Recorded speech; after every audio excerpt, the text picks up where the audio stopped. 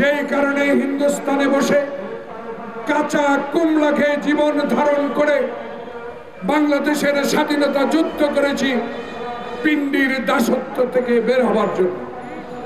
কিন্তু আবার 16 বছরে ওই মুজিব কন্যা শেখ হাসিনা ভারতের করদের রাজ্য বানাবার যে ষড়যন্ত্রে আপনি লিপ্ত ছিলেন, বাংলাদেশের ছাত্র জনতার বুকের রক্ত ঢেলে দিয়ে সে আশা আপনার চূর্ণ বিচূর্ণ করে দিয়েছে বাংলাদেশের মানুষ। সে প্রত্যাশা কি এখনো পূরণ হয়েছে? এখনো পূরণ হয় না। আমরা মনে করি পূরণ হবে। আমরা বিশ্বাস করি আপনাকে। এই বিশ্বাসের ঘর আপনি কোনোদিনও ভাঙবেন না। এই বিশ্বাসে কেউ কোনোদিনও অপমান করবেন না। বাংলাদেশের মানুষ আপনাকে চিনে, আপনাকে জানে। যে ব্যক্তিটি বাংলাদেশের ইতিহাসে এমন একটি উপহার নিয়ে আসলেন, যে উপহারটা দিয়ে বিশ্বের দরবারে যেমন বাংলাদেশের মানচিত্র প্রমাণিত হয়েছে, উজ্জ্বল হয়েছে, এমনি আপনার এই উদাহরণ উপহার সৃষ্টি করে দিয়েছে বাংলাদেশের জনগণের কাছে। আপনি একজন সৎ যোগ্য ব্যক্তি। কিন্তু কথা আছে, কারাগারে যিনি এখন আছেন সালমান এফ রহমান, কারাগারে আছেন পুলিশের আইজিপি শহীদ, কারাগারে আছেন আরো কে অনেক নেতা। যে রাশেদ খান মেনন বাংলাদেশের সংবিধান, বাংলাদেশের সকল প্রতিষ্ঠান ধ্বংস করে দেওয়ার জন্য শেখ হাসিনাকে সব সময় সহযোগিতা দিয়েছেন, তারাও এখন জেলে। বাংলাদেশের রুহুল কবির রিজভী আহমদ মাটিতে শুয়ে থাকছিল জেলখানা, আর এখন সালমান এফ রহমান নাকি তার রুমের মধ্যে এসি লাগাইছে। সালমান এফ রহমানের খাওয়া নাকি গুলশান থেকে যায়। আর 16 বছরে বিএনপির মির্জা ফখরুল ইসলাম আলমগীর সহ অসংখ্য নেতা কর্মীরা জেলখানায় যে নির্যাতনের শিকার হয়েছে, সেটা জনগণ মনে করিয়ে দেয় আপনাকে যারা স্বরাষ্ট্র উপদেষ্টা। দয়া করুন, আমরা যেমন জেলে 16 বছরে 9 বছর আমি জেলে কাটিয়েছি, কোনদিন বাইরের খাওয়া খেতে পারি নাই। প্রিয় ভাইরা, এখন যদি ছাত্র জনতার আন্দোলনে যেই সরকার প্রধান 3 দিন আগে বলেছে আল্লাহ ছাড়া বাংলাদেশ থেকে তাকে যাওয়ার কোনো সুযোগ নাই, সেই মহিলা চুরি করে পালিয়ে গেছে। কিন্তু আপনারা তার এখনো সহযোগীরা বসে সালমান এফ রহমানকে গুলশান ধানমন্ডির রান্না করা ভাত খাওয়াবেন, এটা বাংলাদেশের মানুষ কোনোদিনও মেনে নেবে। যারা বাবু নাসের মোহাম্মদ রহমতুল্লাহ, আমার বিএনপির অনেক নেতা আপনাদেরকে সাক্ষী করে বলতে চাই, আমাদের কোনো অভিযোগ আপনার বিরুদ্ধে ডক্টর ইউনূস নাই। আমাদের কোনো অভিযোগ আপনার বিরুদ্ধে নাই। আমরা আমাদের নেতা বলে দিয়েছে, তারেক রহমান যদি 15 আগস্টের মামলার বিনা কারণে আসামি হতে পারে, খালেদা জিয়া যদি 1 কোটি টাকার জন্য 5 বছর জেল কাটতে পারে, 118টা মামলার জন্য শেখ হাসিনাকে হিন্দুস্তান থেকে 100 বছরের জেল। কি পাইছেন?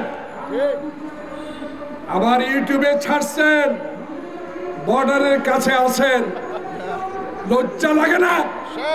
হোসেন মোহাম্মদ এরশাদ চোর ছিল, বাটপার ছিল, ক্ষমতা দখল করেছে সে জোর করে, সেও তো পালাই যায় নাই।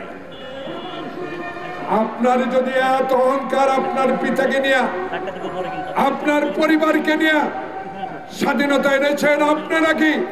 তাহলে পালালেন কেন? পালালেন এই জন্য আপনি ছিলেন চোর, আপনি ছিলেন ডাকাত, আপনি ছিলেন গণতন্ত্র হত্যাকারী, আপনি ছিলেন ইলিয়াস আলীকে গুম করা, আপনি ছিলেন চৌধুরী আলমের গুম করা, আপনি ছিলেন আমার নেত্রী বেগম জিয়ার বিরুদ্ধে বিনা কারণে মামলা হুকুম দাতা। তাই আপনাকে মানুষ, প্রিয় সাংবাদিক বন্ধুগণ, দয়া করে এই কথাটি একটু লিখবেন, প্রচার করবেন।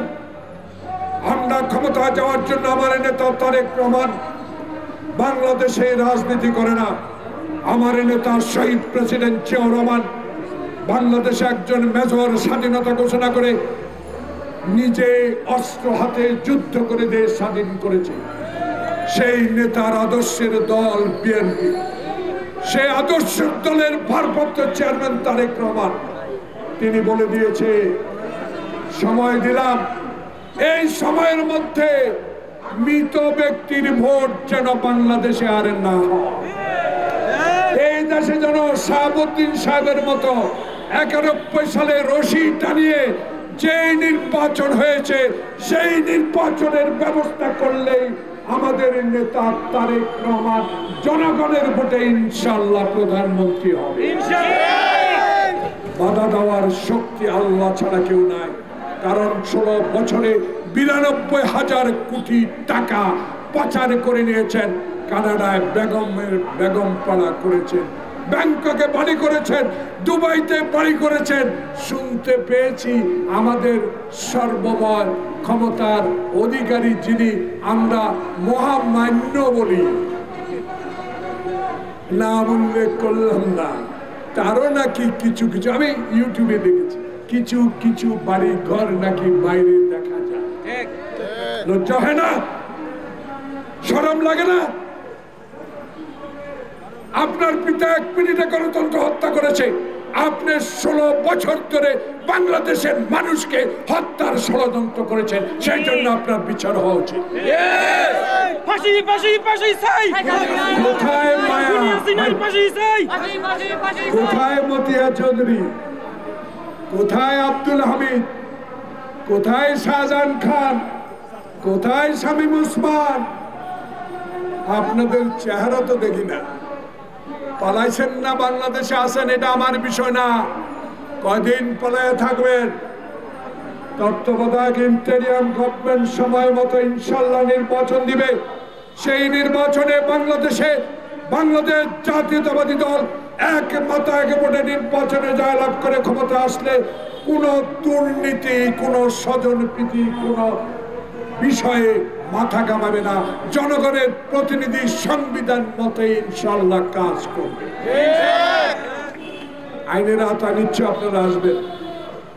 আমি চাই খালি পায়ে যুদ্ধ করা একজন মুক্তিযোদ্ধা হিসাবে সমাজ কল্যাণ ফাউন্ডেশনকে কথা দিয়ে গেলাম।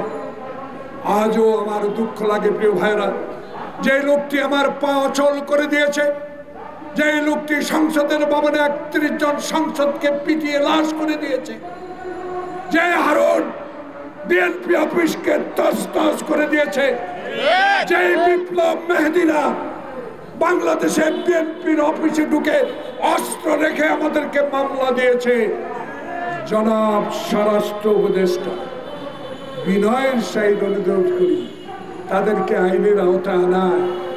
মানুষকে একটু দেখান যে এরাই অত্যাচারী, এরাই ক্ষমতা লিপ্সু, এরাই শেখ হাসিনার ডাইন হাত।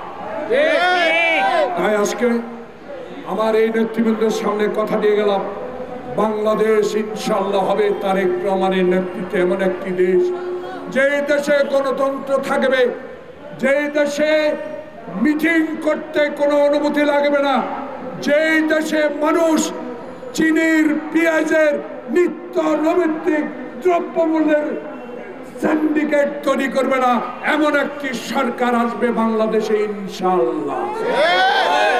সবাইকে পবিত্র জুম্মার দিনে আমার নেত্রী মারকেয়ার হাসপাতালে ভর্তি, এই জুম্মার দিনে আমার নেত্রীর জন্য একটু দোয়া করে। আমার নেত্রী এদেশ ছেড়ে পালায় নাই, আমার নেত্রী এদেশেই থাকবে। শেখ হাসিনা জেলখানায় কিছু করেছেন কিনা জানি না, মানুষ বলা শুরু করেছে আমার নেত্রীকে আপনি মেরে ফেলার ষড়যন্ত্র করেছেন। রাখে আল্লাহ মারে কে, আপনি নাই, আমার নেত্রী এখন স্বাধীন। প্রিয় ভাইরা, দোয়া করবেন তারেক রহমানের। অনেক